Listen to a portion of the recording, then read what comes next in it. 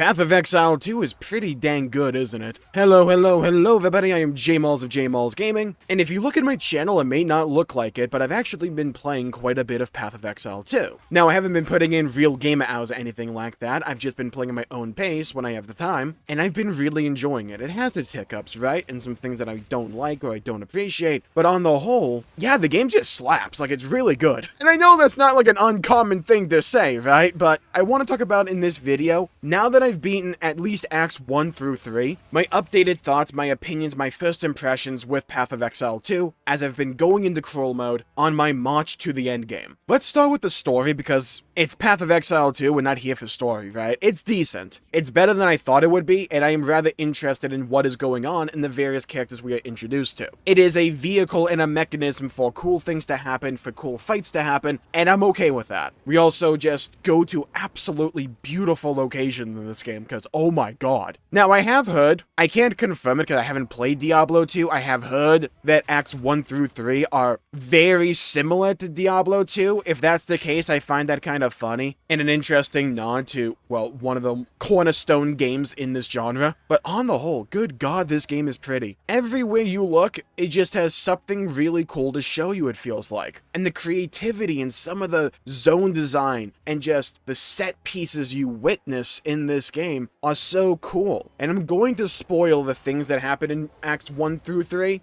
as a heads up, but the final area, the Black Chambers in Act 3, right before the final fight, that entire section, like up to it, Act 3 is in the jungle. Feels very Aztec inspired with the Vol and all that cool stuff. And then you go into the Black Chambers and it takes this like sci-fi pivot in its overall aesthetic. And you just see creativity on display with how they torture and mutilate these corpses. Just piles of bodies. You interact with cadavers on the wall and it like 3D prints them in half. And you see like half of their body lengthwise fall onto the ground like it's a fruit roll-up or something. And there's just cool things you can do throughout this game. Like finding a sacrificial heart, taking it to the top of the pyramid, and then stabbing it to get a few extra passive skill points. It's really dang cool. And it helps to break the flow up in the gameplay loop so it doesn't just feel as if, new map, whole bunch of enemies, where's the end point, let me get there. Act 3 does kind of feel like that, maybe it's unfinished or something like that. But I like it when there's side activities to do in these maps. They add just a little bit of spice and give me a reason to explore. And I would like a few extra reasons to explore these maps in the future. Maybe that's something they're still actively working on. The game is in early access after all. I am willing to give them the benefit of the doubt in certain regards like that. But who knows? I think it's fine enough as it is. But if they want to add more side content as optional and just stuff to explore in these maps, that would be cool in my book. Now, I think the best element to this game, besides the actual combat loop, is the bosses and the boss design. They are all standouts. They feel impactful and they feel cool when you come across a boss. Now, with the build I have for Warrior, quite a few of these bosses don't last that long, because Perfect Strike is absolutely busted. If you get the timing down right, you just do ungodly amounts of damage, so some of these fights just roll over in like 4 uses of Perfect Strike. But when I have a fight that's actually allowed to breathe, these fights are spectacles, and they are really cool. I particularly like the end of chapter fights, the big bosses of each acts. I like all of them, Act 1, Act 2, and Act 3's. Again, I kind of rolled through Act 3's final boss because of Perfect Strike, but the dude gets a mech suit, hello? That's awesome. And the guy in Act 2, while he is wildly melee unfriendly, and we'll get to that, that fight is a spectacle. Fighting him on the caravan, and then he's like, no, I'll do this myself, grabs a giant sword, slashes the thing in half, and then you fight him down in the sand pit, where he's summoning tornadoes and fire stuff everywhere. It's cool. Melee unfriendly as all hell. It feels a little bit RNG in that regard, if you're melee, but it's still really dang cool. And I like how the NPC characters that accompany us throughout this game sometimes will do cool stuff, like in the Act 2 fight, when the boss summons a giant sandstorm, your companion, I think her name's Asala, will create a shield that you can stand behind. I quite like those moments because they're nice little breathers for me because I was able to grind out the little ads that spawned for more flask charges. It felt intuitive, and it just felt like good design. And the Act 1 fight, dude turns into a giant wolf. I mean, look, he's just cool. I mean, granted, I didn't play that much of Path of Exile 1, so my build in PoE 2 with my warrior is probably way worse than I actually think it is, but I feel that the skill tree itself isn't that complicated, or at least as confusing as people make it out to be. Because when you first look at it and you zoom out, yeah, there's a lot going on there, but relatively speaking, especially if you played a game like Final Fantasy X with the sphere grid, if you just zoom in, you're largely fine, because I tend to find that the nodes I want to pick up feel rather intuitive. Oh, I need more damage, so I'm going to get the things that do more damage for my specific build. That makes sense to me. Hey, I'm a bit too squishy now, maybe I should start investing more into defense. I'll pick up some more armor, stuff like that. I'm finding it really beneficial to stun and stagger the enemy. Maybe I'll lean into that a little bit. Look, it's Path of Exile. Chances are there's going to be plenty of builds out there that you can follow, like passive point by passive point if you really want to. But what I'm saying is, if you're willing to take a step back and you're willing to zoom in on the skill tree a bit to where you are, I don't think it's as overwhelming as it first appears to be. And I quite like it. Speaking of, though, Ascension. Not my cup of tea, I will say. I think some of the Ascension stuff is rather cool. I went with Titan on my warrior, for instance, because I use a lot of slam abilities when I'm not just spamming Perfect Strike. But we have like two main trials that you have to undergo to acquire Ascension passive skill points. You have the one in Act 2 with the segment and the one in Act 3. I personally vastly prefer the one in Act 3 myself. I prefer how that is structured, how that is designed compared to segment. With segment in Act 2, I felt it relied too much on gimmicks that I didn't find fun or enjoyable, alongside the honor system, which if you don't know or aren't familiar with, the honor system is a system where you have a certain amount of honor points, and every time you get hit, you lose honor. You can accrue honor back throughout various means in the actual system, but if you wind up at 0 honor at any point, it counts as a death and you lose the run. I made an entire video talking about why I didn't like Trial of the Segment. It's like a combination of everything I just don't like. I thought the actual challenges and the gameplay of it were rather stale, dull, and uninteresting to me, and I just don't like the honor system, and I think it's rather annoying, especially as a melee build. Like, it's possible, and they did nerf it to make it a bit less punishing, which I did find to be extremely helpful. But when I did the Ascension trial in Act 3, that one's far more up my alley. Instead of branching paths and stuff like that, where you chose what challenge or what kind of gameplay you wanted to partake in, like you did in Segment with Act 2, in Act 3, you essentially choose what modifier you want, and it's going to make the game harder. It can make the enemies do more damage, it can summon laser beams, it can summon exploding orbs when you kill an enemy that try and track you, and the idea is that it's 5 to 10 floors depending upon where you're at in the game, and as you gain a new modifier with each floor, by the time you get to the end, you have a bunch of them going off, and it can get rather complicated and pretty hectic. I have beaten both Segment and the Act 3 one, at least in their first iterations. And in the Act 3 one, it can go up to 10 floors, but to get your first Ascension skill points in it, you only need to go up to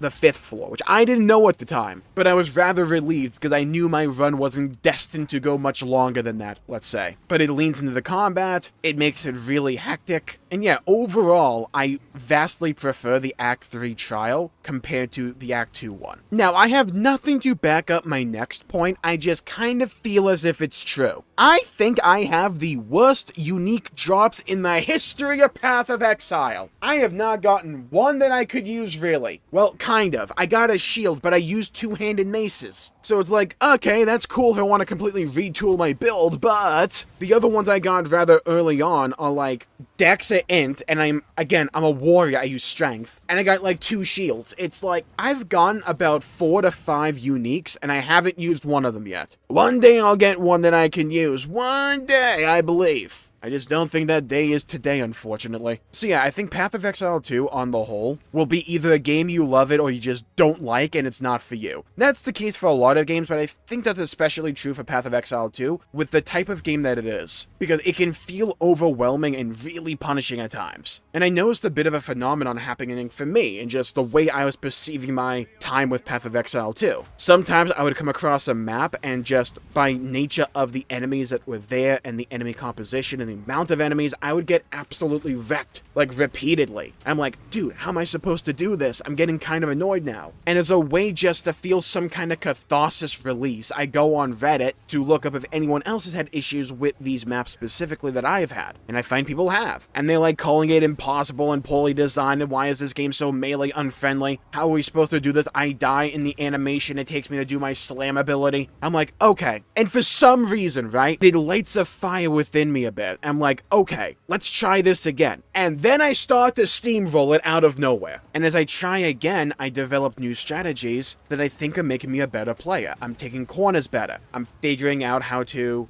group up enemies so I can use Perfect Strike, because with my build, if I Perfect Strike a bunch of mobs, they're gonna all blow up, and it's just a giant runaway snowball effect of death and carnage and bloodshed, and it's awesome. As they all explode into a fiery, bloody explosion. Borderline feels as if Slayer's gonna hit me up because they have a new idea for an album and they want to use my gameplay. And also, I've noticed that every time I start playing Path of Exile 2, I just don't want to stop. And it's something about the gameplay loop. I love the dodge roll. I really do enjoy Warrior. I enjoy managing my battle cries in combat, my slams, seeing the aftershocks go out, getting my Perfect Strike windows down to the wire and doing it well, and just seeing all the explosions going on. It's really satisfying and fun and good. And when you get a good upgrade for a piece of gear, it feels good. I think there is an argument to be made, which is a popular argument going around, that the gear acquisition in this game is too slow or too heavily reliant on vendors and stuff like that. I can see that, sure. But again, it's early access. I am hoping they address these points and change them and make them better. But right now, I think the game is still really dang good on the whole. I am unsure about whether or not I'm going to actually like the endgame.